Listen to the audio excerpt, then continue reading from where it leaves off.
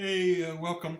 So this is the webinar on how missionaries deal with stress. And I'm going to take just 30 minutes and cover a couple of things. I want to talk about just some of the research on the stress the missionaries experience. I want to give you a couple of free resources on how to evaluate the stress you're feeling. I want to give you a real simple tool to kind of manage that stress, and then I want to end with just a little bit of the kind of why this is important and some of the some stuff I actually just picked up at a conference, and so that's uh, that's what we'll cover. It should take probably 30 minutes or so. Um, so we'll start here with the stress the missionaries experience. If you can see this chart here, I got this from Dr. Lois Dodds. I did about 2 week training with her, I think in 2014, and she's kind of one of the matriarchs in the member care world. And she had been for the last 30 years kind of just collecting this data. She'd used the Rawls-Holmes stress scale, which just looks at basically transition events in the last year in your life. And not surprisingly, you can see that, like, you know, as soon as somebody begins this process, the kind of candidacy process, and beginning to discern their call, their stress begins to increase. And especially during that time of like raising support, right, and training, it really increases, and it climaxes here on the first term and all of the adjustments that people experience, and then about mid-career sort of tapers off to about 600, and then towards retirement it increases. Now, um, that's probably not surprising to any of us, right? That's kind of the way stress is. But what was surprising to me was this green line down here on the bottom. And that represents 100 points on this scale, which is the US norm. So on average, people have about 100 points on this scale. And in that first term, they reach 900 points, and average about 600 points. I mean, it is amazing what missionaries experience. And so I asked Dr. Dodds. I was like, how can missionaries cope with that? So much stress. That just seems, I can't imagine that. How is that possible? And what she said was, she said, I just really believe it's the Holy Spirit that empowers people, that comes alongside them, that comforts them. And I have to agree with that. I think that the stress that we experience in ministry, it is the Holy Spirit that comes alongside and comforts us and supports us, and often through other people and through our relationships and through circumstances and serendipity. That it is God who cares for us.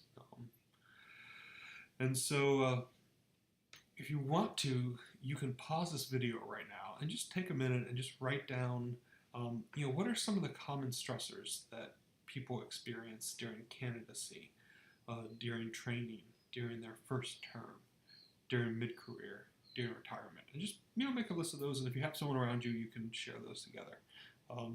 And if not, that's great too. So missionaries experience a lot of stress. We'll begin with that first point. And now I want to just give you a couple of resources for how to understand the stress that you're personally going through. These are, you can, if you have the PowerPoint here, you can just click on these links and pull these up. So here's the Rawls-Holmes stress scale. It looks at kind of life events over the last year. It's a good thing to do once a year, to just look at, what's changed in my life and what am I carrying. We carry stressors far longer than we kind of remember them or cognizant of them. That's for sure. So the second, and it's quick. It's probably 5-10 minutes. These next three, I do these once a quarter. Each of them is really short. The whole thing takes me probably 15 minutes, and it's just a really easy way to pay attention to where you're at. It's easy with stress and kind of self-care and some of these things to drift. Things change, things happen, and it's just easy to drift. And I really like having just a data point, being able to say, yeah, here's where I was 3 months ago, and here's where I see myself now, and here's some things that some adjustments that I want to make, kind of moving forward, and just once a quarter being cognizant of that. So actually, I have a little handout here, and I've got a little file, and I just put it in the next month when I'll come up to it. So the first is the professional quality of life scale, and it's short. It's 30 questions, and this is great for those of us who work with other people, because as you know, when we serve other people, we end up carrying their stress and their burdens. We're impacted by them, and by what they're facing. And all of us in ministry, we do that. We care for other people, and their stress becomes our stress, for sure. So this looks at compassion fatigue and secondary trauma and burnout, and just kind of looks at those, and is a quick thing to do. It's totally free. You can get the PDF here. It's very helpful. The second, which is a little different perspective, is this resiliency and self-care inventory. What I really like about it is that it looks at some both professional and personal vitality and stress. What I love about that is because if stress is something that happens in our bodies, right? And if I'm stressed because of like fundraising, or I'm stressed because of my wife's foot is hurt. My body doesn't know the difference between the stress that happens in my work and the stress that happens in my personal life. And so this is a good way to look at just kind of what's going well and where can we kind of work to shore things up a bit, and just get a sense of where do I need to invest myself. So I know if you're like me, it's really easy to sort of fluctuate between the two. And it's like to be sort of like really engaged in work or really engaged in home, and this kind of helps us to think through and find that balance. The third one is this lifestyle balance inventory.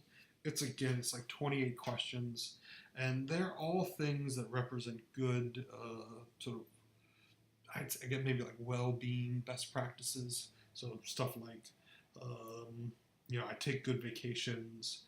I'm able to let go of grudges. I get at least one full day off of work each week. Things like that. And you can kind of go through that list and just take a sense of like, that some of that kind of well-being stuff and how that's going for you. So again, the Raw Homes looks at just kind of everything that's happened in the last year. These three, I personally use them once a quarter, and they just look at these different aspects of our of the stress and how we're doing. And that's a great way to just be mindful of what we're experiencing. So next, I want to talk a little bit about a couple of tools for managing stress. These are real simple, and because I think when you're facing a lot of stress, you need simple tools, right? So the first is the stress support scale. This is also something that I picked up from Dr. Dodds. Especially, this is true in all life. I think this is really true in ministry. We face a lot of stress in ministry.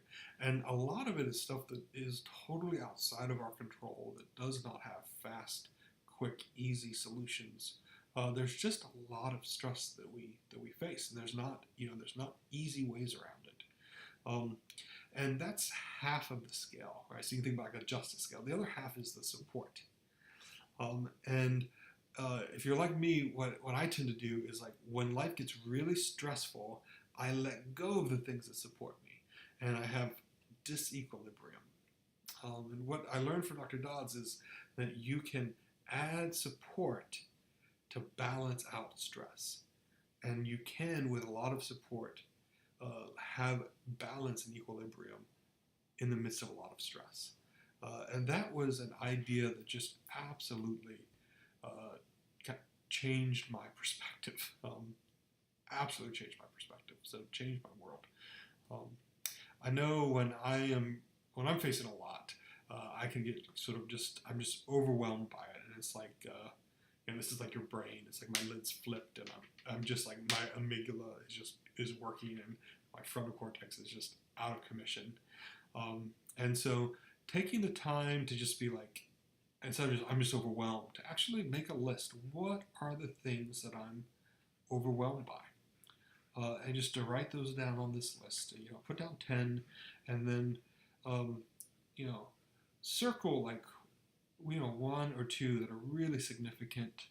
Um, Look at that list, and maybe there's some stuff that you don't need to be worried about right now. It can wait, or you can let it go. I know there are things like I've got this big research project I'm working on resiliency, and there's a whole lot I'm going to be doing with that in the summertime. Well, I don't need to worry about that part of it right now. I could just worry about the part that's right in front of me. The next right step. And so can I cross anything off of this list of stressors? Can I circle the things that are most important? Can I have a real sense of actually what it is that I'm concerned about? And then the second is to look at the supports that you have. What are the things that renew you and refresh you, that support you? And make a list of those and compare the two. And you might see that you need to increase one or the other. Not increase stress. You might need to increase some supports. You might need to do some things differently. And so that's the idea of the stress support scale. Personally, I think that this can be helpful as part of like your week. As you're looking at what's in front of you this week, what are the things you're concerned about? What are the supports that you're adding? And do those things balance out? It's just a way of being kind of intentional. This is a link to a Kindle version of this relaxation and stress reduction workbook. It's nice. It has a good explanation of kind of what's happening physiologically with stress. And it also has probably 20 different activities that all work to kind of help to relax and reduce stress. And which is nice because, there are some things that work for most people, but there's nothing that works for everybody. And so this can give you some good resources on how to kind of add some different supports here. So there's that. Good. So let me. So what we kind of try to talk about a little bit is here's the stress that missionaries deal with. Here are a couple of tools that are kind of free and quick and easy to understand the stress that you're experiencing. And here's one or two resources on how to deal with that. There's certainly a lot more that could be done, but I want to keep this short and actionable and digestible. So we'll leave it at that. But I was at a conference for MFTs and just last week, and one of the ladies shared this training, and it just really opened my eyes.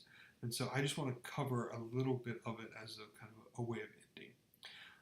And so this is based on this guy Stephen Porges. It's his work.